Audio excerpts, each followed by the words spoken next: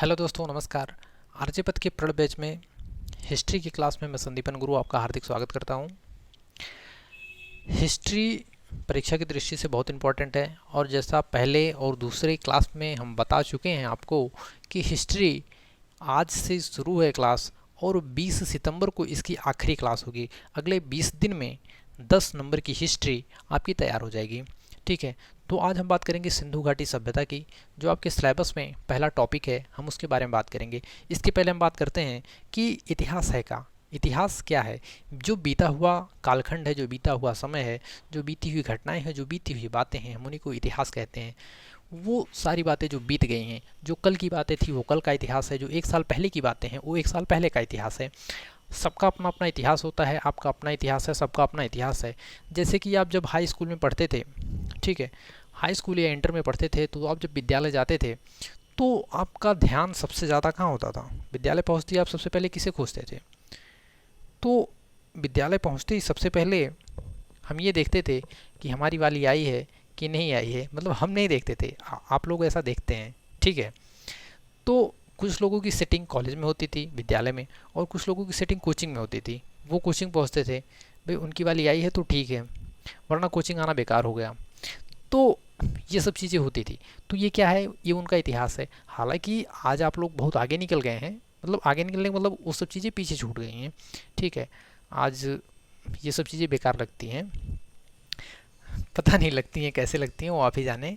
तो दरअसल हाँ, ये सब चीज़ें होती थी। मतलब ये आज भी अधिकांश गांव में तो लगभग 70 से 80% जो होता है वो वन साइड होता है, ठीक है।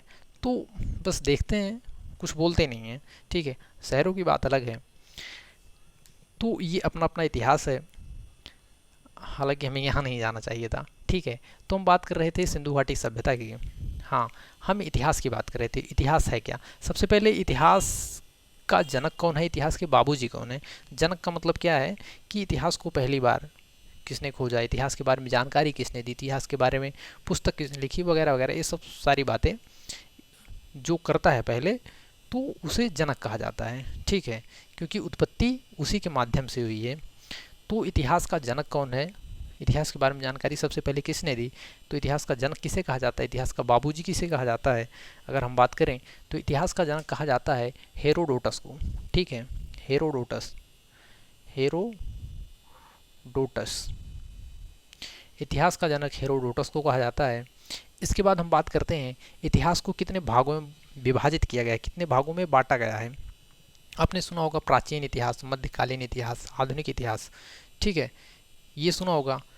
क्या 3 भागों में बांटा गया है? हाँ, बांटा तो 3 भागों में बांटा गया है, बांटा तो 3 ही भागों में गया है, लेकिन वो प्राचीन और मध्यकालीन और आधुनिक भागों में नहीं बांटा गया है, वो किसी और में बांटा गया है। किस में बांटा गया है? हम बात करते हैं इतिहास की। इतिहास को 3 भागों में बांटा गया है। पहला है प्राक ऐतिहासिक, ठीक, प्राक ऐतिहासिक। दूसरा है आद्य ऐतिहासिक, आद्य ऐतिहासिक। और तीसरा है ऐतिहासिक, ऐतिहासिक, ठीक है। 3 कालखंडों में इतिहास का विभाजन किया गया है। ऐतिहासिक, आद्य, प्राक ऐतिहासिक, आद्य ऐतिहासिक और ऐतिहासिक, ठीक है। प्राग ऐतिहासिक मतलब बहुत पुराना, पाषाण काल। जो पाषाण काल था, जो आज से लाखों साल पहले की बात थी, वो प्राग ऐतिहासिक में आता है। आद्य ऐतिहासिक में क्या आता है? यहाँ पे आता है सिंधु घाटी की सभ्यता, ठीक है। यहाँ पे आता है सिंधु घाटी। तो हमें पढ़ना क्या है? हमारे सिलेबस में क्या है? हमारे सिलेबस में है सिंधु घाटी की सभ्यता। तो हमें ये चीज़ें नहीं पढ़नी है, लेकिन थोड़ी सी जानकारी हम इसके बारे में भी दे देते हैं, ठीक है। इसके बाद ऐतिहासिक, जो ये ऐतिहासिक काल है, प्राग ऐतिहासिक, आद्य ऐतिहासिक, ऐतिहासिक। ऐतिहासिक काल में हमें प्राचीन, ठीक, हमें प्राचीन इतिहास, हमें मध्यकालीन इतिहास, ठीक, मध्यकालीन, और हमें आधुनिक भारत का इतिहास, ठीक, हमें आधुनिक, मॉडर्न हिस्ट्री जिसे कहते हैं, आधुनिक, मिडिवल, एशियंट, ठीक। प्राचीन इतिहास, मध्यकालीन इतिहास और आधुनिक इतिहास। तो सिंधु घाटी की सभ्यता हमें यहाँ पे पढ़नी है। वैदिक कालीन ठीक है, वैदिक सभ्यता, ये चीज़ें यहाँ पे आ जाएंगी आद्य ऐतिहासिक में। ठीक है, प्राग ऐतिहासिक के बारे में कुछ चीज़ें हम जान लेते हैं। तो ये चीज़ें तो समझ में आ गई आपको। थोड़ी सी जानकारी और हम देते हैं। जो प्राग ऐतिहासिक, इसे 3 भागों में बांटा कैसे गया। प्राग ऐतिहासिक में मिलने वाले साक्ष्यों के आधार पर इसे 3 भागों में बांटा गया है। किसके आधार पे? मिलने वाले साक्ष्य के आधार पे। तो मतलब कौन कौन से साक्ष्य मिले हैं। इतिहास को 2 तरीके से बांटा गया है, एक मिलने वाले साक्ष्यों के आधार पे, ठीक, और एक लिखित आधार पे। ठीक है, जैसे यहाँ पर कोई लिखित चीज़ नहीं मिलती है, ठीक है, लिखित साक्ष्य नहीं मिलता है, यहाँ पर कोई लिखित साक्ष्य नहीं मिलता, ठीक, और यहाँ पे लिखित साक्ष्य मिलता है, यहाँ पर लिखित साक्ष्य मिलता है। सिंधु घाटी सभ्यता में बहुत सी चीज़ें लिखित साक्ष्य में मिलती हैं, बहुत सारे मोहर मिलते हैं। और ऐतिहासिक की बात करते हैं तो यहाँ पर तो सारी चीज़ें साहित्य के रूप में मिलती हैं, सारी चीज़ें बुक्स मिलती हैं। यहाँ पे बुक्स वगैरह नहीं है, मोहर वगैरह हैं। कई सारी चीज़ें पत्थरों में लिखी गई हैं, कई सारी चीज़ें गुफा चित्रकारी मिलती है सिंधु घाटी सभ्यता में। ठीक है, तो प्रागैतिहासिक काल में लिखी हुई चीज़ें नहीं मिलती, आद्य ऐतिहासिक में मिलती हैं और ऐतिहासिक में मिलती हैं। प्रागैतिहासिक में मिलती ही नहीं है तो कोई बात ही नहीं है, लेकिन आद्य ऐतिहासिक में चीज़ें मिलती हैं लेकिन इसे पढ़ा नहीं गया। ठीक है, मिलती हैं लेकिन इसे पढ़ा नहीं गया। ठीक है, और ऐतिहासिक में मिलती हैं और इसे पढ़ा भी गया है। तो मिलने वाले ए हो गई लिखावट के आधार पे, ठीक है, 3 भागों में बांटा गया है। और एक है मिलने वाले साक्ष्यों के आधार पे, जैसे यहाँ पे क्या चीज़ मिली है, ठीक है, और यहाँ पे क्या चीज़ मिली है, और यहाँ पे क्या चीज़ मिला है। यहाँ पे तो हम देख ही रहे हैं क्या क्या है, ठीक है। तो यहाँ पे क्या क्या चीज़ें मिली हैं, जैसे मोहर मिली है, मनका मिला है, घड़ा मिला है, ईंटा, पत्थर, मतलब क्या क्या चीज़ें मिली हैं। जो भी चीज़ें मिली हैं, रोटी, चावल के टुकड़े भी मिले हैं यहाँ से, ठीक है। तो जो भी चीज़ें मिली हैं, मिलने की साक्ष्य के आधार पे बांटा गया है चीज़ों को, ठीक है। तो लिखावट के आधार पे किसने बांटा? जॉन ब्रूस ने। लिखावट के आधार पे किसने बांटा? John Bruce.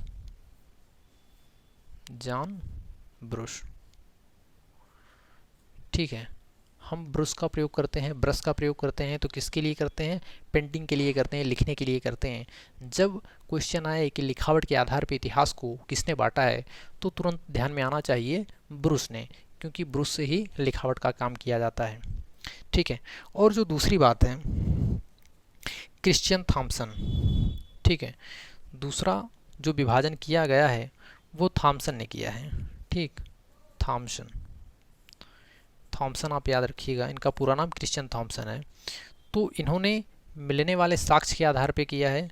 इसको इन्होंने पाषाण काल कहा है, पाषाण, ठीक, इसको इन्होंने पाषाण काल कहा, इसको कांस्ययुगीन कहा, कांस्ययुगीन सभ्यता, ठीक, इसे पाषाण काल कहा, इसे कांस्ययुगीन कहा, और इसे लौह काल, ठीक, लोहे की खोज हुई, लौह काल। ये मिलने वाले साक्ष्य के आधार पे किसने डिवाइड किया? ये डिवीजन किसने किया? थॉमसन ने किया। ठीक है, तो जॉन ब्रूस ने कहा क्या किया? लिखावट के आधार पे। यहाँ पर चीज़ें नहीं लिखी गई, यहाँ पर लिखी गई लेकिन पढ़ी नहीं गई, यहाँ पर लिखी भी गई और पढ़ी भी गई।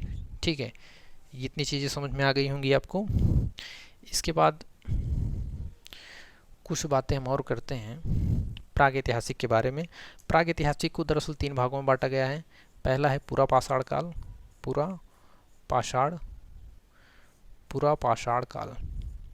ठीक, पूरा पाषाण काल। दूसरा है मध्य पाषाण काल। तीसरा है नव पाषाण काल, ठीक, मध्य पाषाण काल, नव पाषाण काल, पूरा पाषाण काल। तो जो पूरा पाषाण काल का टाइम पीरियड है ये 25 लाख साल पहले से लेकर 12,000 साल तक, और ये मध्य पाषाण को 12,000 से लेकर 5,000 साल तक माना जाता है, और इसे 5,000 साल से लेकर 3000 साल तक माना जाता है। ठीक है, तो यहाँ तक ये चीज़ें क्लियर हो गई। ये प्राक ऐतिहासिक में 3 चीज़ें, ये आपकी परीक्षा की दृष्टि से बिल्कुल भी इम्पोर्टेंट नहीं है। ठीक है, एक थोड़ा रफली आइडिया मैंने बता दिया कि चीज़ें यहाँ से शुरू हुई थी, 25 लाख साल पहले से शुरू हुई थी। ठीक है, सबसे ज़्यादा पीरियड जो था ये पूरा पाषाण काल में था और इसी में आग की खोज हुई थी। ठीक है, इसी में आग की खोज हुई थी और इसमें जो नवपाषाण काल में पहिए की खोज हुई थी, पहिया। ठीक, पहिया की खोज हो गया, कुत्ते को पालना, ठीक है, खेती करना, ये सब नवपाषाण काल की देन है। ठीक है, यहाँ पे आग की खोज और यहाँ पे अंत्योष्टि काल, इससे यहाँ पे पशुओं के हड्डियों के साक्ष्य मिलते हैं। मतलब कई सारे पशुओं को एक ही स्थान पर कई सारे पशुओं को एक ही स्थान पे दफना दिया जाए तो उनकी जो ढेर सारी हड्डियां हैं तो उन हड्डियों के साक्ष्य मिलते हैं और इन हड्डियों के साक्ष्य को क्या कहते हैं? अंत्योष्टि, माइक्रोलीथ, इसे माइक्रोलीथ कहा जाता है। तो ये उतना इम्पोर्टेंट नहीं है। ठीक, पूरा पाषाण काल में आग की खोज हुई थी और नवपाषाण काल में पहिए की खोज हुई थी। 2 चीज़ें ध्यान में रखना। इसके बाद हम बात करते हैं आद्य ऐतिहासिक में सिंधु घाटी सभ्यता की। आद्य ऐतिहासिक, ठीक है, आद्य ऐतिहासिक। अब हम बात करेंगे सिंधु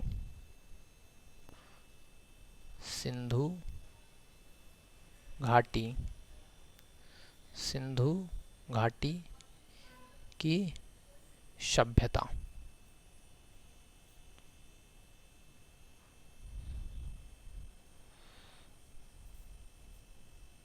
सिंधु घाटी की सभ्यता, ये सिंधु घाटी की सभ्यता क्या है, इसके बारे में हम बात करेंगे। तो सर्वप्रथम एक व्यक्ति है चार्ल्स मैसन। सबसे पहले जानकारी किसने दी? चार्ल्स मैसन ने 1826 ईस्वी में ये भ्रमण कर रहा था। ठीक है, और इसने देखा वो जगह जो अब पाकिस्तान में है, विभाजन के बाद पाकिस्तान में चला गया, तो वे वहाँ जाता है और देखता है वहाँ के जो गांव के आदमी हैं, जब उनको घर बनाना होता है तो वो एक फावड़ा लेके गांव के बाहर जाते हैं। एक खंडहर सा जगह है और वहाँ पे फावड़े से खोदते हैं। ठीक है, तो कुछ ईंटें निकलती हैं, पकी हुई ईंटें निकलती हैं, सेफ ईंटें निकलती हैं। उन ईंटों को उठाकर घर ले आते हैं और फिर उसी से अपना घर तैयार कर लेते। तो उन्होंने देखा तो उनको इस बात का एहसास हुआ, चार्ल्स मैसन को, कि यहाँ पे कोई सभ्यता है। ठीक है, यहाँ पर कोई सभ्यता है, इस बात का उन्हें एहसास हुआ। और ये जब जाते हैं ब्रिटिश पार्लियामेंट में, इंग्लैंड वापस लौट के, तो इन्होंने वहाँ पे जिक्र किया इस बात का। ठीक है, इन्होंने वहाँ पे जिक्र किया। इसके बाद वहाँ से एक अधिकारी आता है, अलेक्जेंडर। ठीक है, अलेक्जेंडर कनिंघम। तो अलेक्जेंडर कनिंघम को भारतीय पुरातत्व का जनक कहा जाता है। तो जब अलेक्जेंडर कनिंघम आता है तो वो पूरा क्या करता है? घोड़े से पूरा सर्वे करता है, अपना घोड़ा दौड़ाता है और पूरा एरिया वो सर्वे करता है। 13 लाख वर्ग किलोमीटर का एरिया वो घोड़े से पूरा सर्वे करता है और बताता है कि यहाँ पे कोई सभ्यता है। कोई सभ्यता का मतलब बहुत समय पहले यहाँ पे कुछ लोग रहते थे, उनके घर हुआ करते थे और वो यहाँ पे रहते थे। उनके कुछ साक्ष्य अभी भी मौजूद हैं जो ज़मीन में दब गए हैं। ठीक है, इस चीज़ को वो बताता है।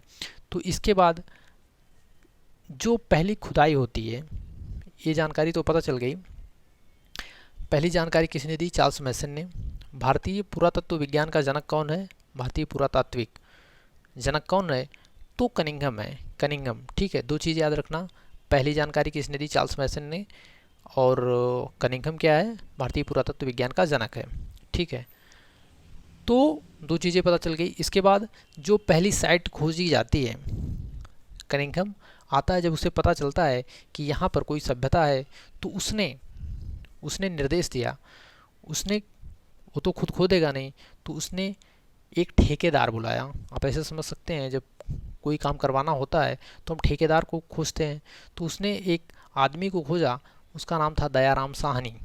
ठीक है, 1921 में दयाराम साहनी दयाराम साहनी दयाराम साहनी ने पहली बार हड़प्पा नामक स्थान पे खुदाई की।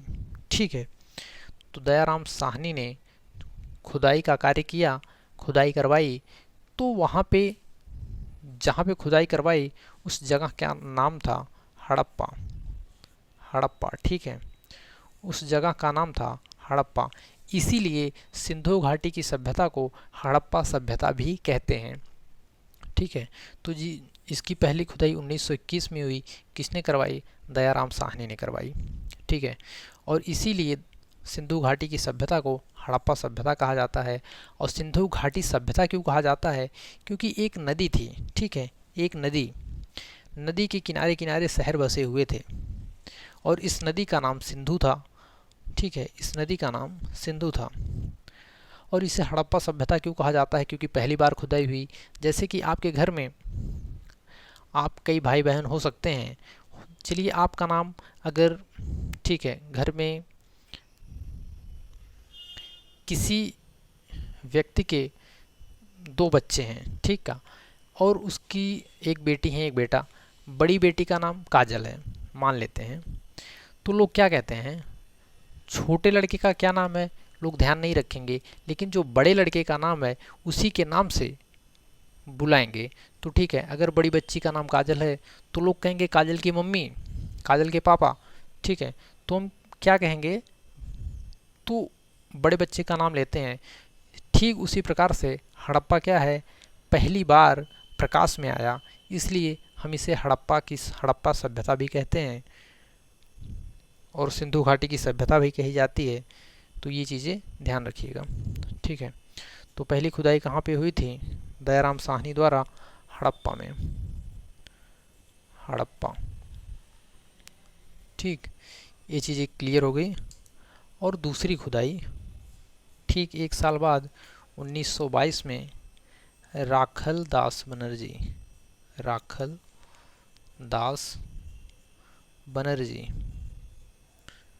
ठीक, दूसरी खुदाई राखल दास बनर्जी, ठीक है, दूसरी खुदाई राखल दास बनर्जी ने कहाँ की?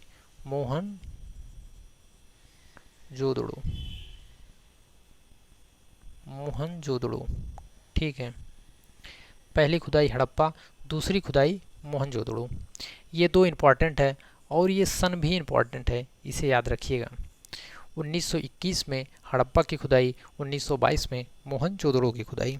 ठीक है, 2 चीज़ें, पहले का दयाराम साहनी, दूसरे का राखलदास बनर्जी। राखलदास बनर्जी ने मोहनजोदड़ो, दयाराम साहनी ने हड़प्पा की खुदाई की। ठीक है, तो ये 2 चीज़ क्लियर हो गई। इसके बाद हम बात करेंगे भौगोलिक विस्तार का। ठीक है, इसके बाद हम बात करते हैं भौगोलिक विस्तार। इसका भौगोलिक विस्तार कहाँ कहाँ तक था? ठीक है, पहले हम एक मैप बनाते हैं भारत का। हम भारत का मैप बनाते हैं रफली। ठीक, भारत का मैप बन जा भाई। तो हम एक भारत का मैप बनाते हैं, पहले ही ठीक था।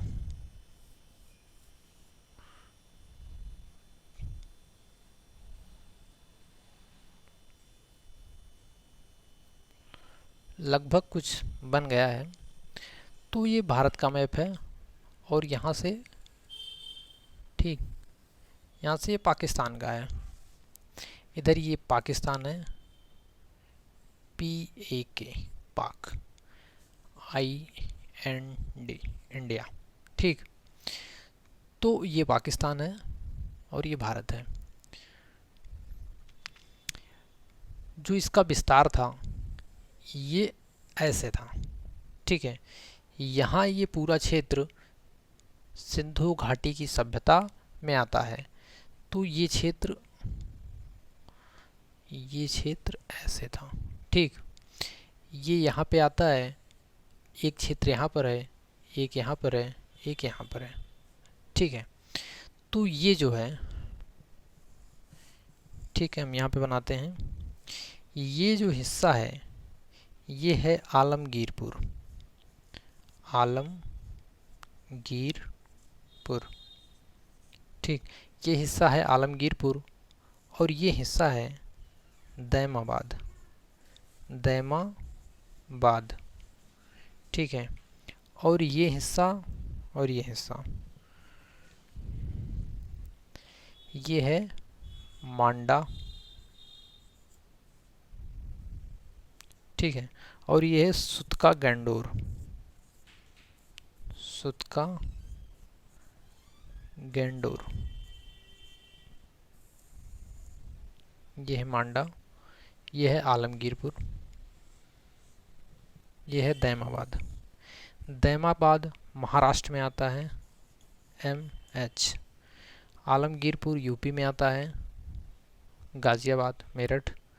मांडा जम्मू कश्मीर में आता है, JNK।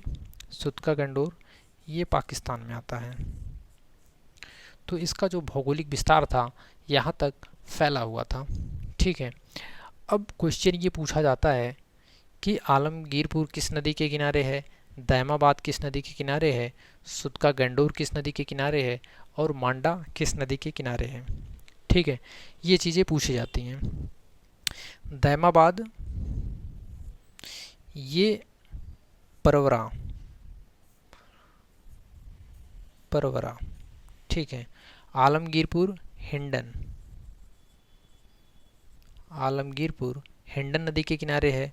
दैमाबाद परवरा नदी के किनारे है। मांडा और सुतका गंडोर, सुतका गंडोर डास्क नदी के किनारे है, ठीक है। और मांडा चिनाब नदी के किनारे है, चिनाब, ठीक। ये चीज़ें क्लियर हो गई। ये इसकी भौगोलिक स्थिति है। तो हमने क्या क्या पढ़ लिया। चार्ल्स मैसन, जानकारी किसने दी? सबसे पहले चार्ल्स मैसन ने दी। इसके बाद भारतीय पुरातात्विक का जनक कौन है? कनिंघम है। दयाराम साहनी ने 1921 में पहली बार खुदाई की, कहाँ की? हड़प्पा में की। दूसरी बार किसने की? राखलदास बनर्जी ने। कब की? 1922 में की। खुदाई कहाँ पर की? मोहनजोदड़ो में, ठीक है। इसके बाद जो इम्पोर्टेंट ये है कि इनका हड़प्पा की जो लिपि क्या थी, वो भाव चित्रात्मक थी। जो वहाँ पे मिले, जो वहाँ पे लिपि मिली है, जो वहाँ पे लिखे हुए चित्र मिले हैं, तो और हड़प्पा का जो नगर नियोजन था, ये चीज़ें हम मिटाते हैं। हड़प्पा सभ्यता, हड़प्पा सभ्यता में, ठीक है, हम बात करते हैं हड़प्पा सभ्यता का राजनीतिक जीवन, सामाजिक जीवन, आर्थिक जीवन और धार्मिक जीवन कैसा था, ठीक है। और हड़प्पा सभ्यता में जो प्रमुख स्थल मिले हैं वो कौन कौन से मिले हैं। हड़प्पा सभ्यता में एक तो हड़प्पा हो गया खुद, और दूसरा मोहनजोदड़ो हो गया, चंदहुदड़ो हो गया, और जो ये चारों दिशाओं में फैले हुए थे ये भी उनके स्थल ही हैं। आलमगीरपुर, दैमाबाद, मांडा और सुतका गंडोर, ठीक है। कालीबंगा, सुरकोटका और लोथल, ये सब हड़प्पा सभ्यता के क्या है? प्रमुख स्थल हैं। हड़प्पा क्या है, ठीक है। तो फिर हम बात करते हैं किसकी, इसके बाद हम बात करते हैं हड़प्पा सभ्यता के प्रमुख स्थल के बारे में, ठीक है। हड़प्पा सभ्यता के प्रमुख स्थल, हड़प्पा सभ्यता के प्रमुख स्थल में जो पहला स्थल था वो खुद हड़प्पा था, ठीक, हड़प्पा। तो हड़प्पा में हमें क्या क्या चीज़ें मिली हैं, साक्ष्य क्या मिले हैं, ठीक है, ये चीज़ें पूछी जाती हैं। हड़प्पा में हमें क्या क्या साक्ष्य मिले हैं, ठीक है। तो हड़प्पा में हमें मिला है मातृदेवी की मूर्ति, मातृदेवी की मूर्ति, मातृदेवी की मूर्ति। ठीक है, तो हड़प्पा में हमें क्या मिला है? मातृ देवी की मूर्ति। इसके बाद अन्नागार भी मिला है। ठीक है, अन्नागार, अन्नागार। वैसे बहुत सी चीज़ें मिली हैं, लेकिन ये दो इम्पॉर्टेंट हैं। ठीक है, ये हड़प्पा हो गया। इसके बाद हम बात करते हैं मोहनजोदड़ो की, मोहनजोदड़ो, मोहनजोदड़ो की। ठीक है, तो मोहनजोदड़ो में क्या मिला है? मोहनजोदड़ो में विशाल स्नानागार मिला है। ठीक है, विशाल, विशाल स्नाना, विशाल स्नानागार मिला है। ठीक है, मोहनजोदड़ो में विशाल स्नानागार मिला है। और मोहनजोदड़ो का अर्थ क्या होता है? इसका अर्थ होता है मृतकों का टीला, मृतकों का टीला। ठीक है, ये कई बार पूछा गया है कि मोहनजोदड़ो का अर्थ क्या होता है? मृतकों का टीला। ठीक है, ये दो चीज़ें कन्फर्म हो गई। इसके बाद लोथल में क्या मिला था? इसका खोज किसने किया था? तो हमने आपको बताया था राखालदास बनर्जी ने। और इसकी खोज का मतलब इसकी खुदाई किसने की थी? तो दयाराम साहनी ने। ठीक है, दो चीज़ क्लियर हो गई। ठीक, इसके बाद तीसरी चीज़ हम लोथल की बात करते हैं। लोथल,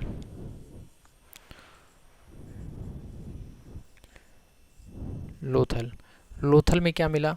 लोथल में मिला हाथी का दांत, हाथी, इसमें था है बीच में, कुछ ऐसे आप याद कर सकते हैं। हाथी का दांत,